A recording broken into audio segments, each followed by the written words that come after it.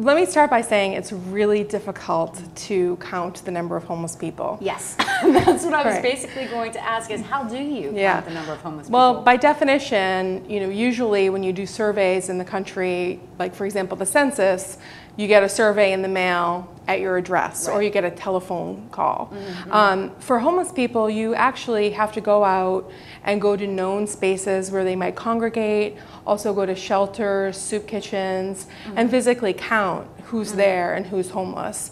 And the VA and the Department of Veterans Affairs and the Department of Housing and Urban Development, HUD, requires that communities count their homeless population every other year.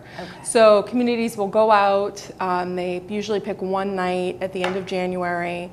It's usually really cold. They go out, they go to public spaces. So for example, here in DC, they may go to McPherson Square. There are a lot of homeless people there at night especially. You see them sometimes coming in and out when they're at the subway. So they'll go there and they'll actually physically count people, ask them if they're homeless. Some people ask how long they've been homeless. And then there are also other surveys that go to shelters. So the shelters will report in how many people are homeless. A lot of work goes into that effort.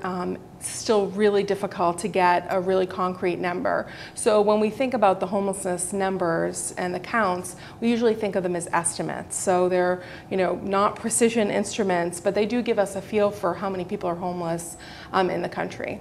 So this report, we use data from the Department of Veterans Affairs. Like I said, the Department of Veterans Affairs will contact their local VA medical centers and ask them to estimate the homeless population that are veterans. And all of that information gets aggregated and then turned into the VA. And we asked for that information electronically, and then we analyzed it and we looked at it by state and also by year, and try to figure out what's happening to the population and some of the changes that have happened in the last couple of years.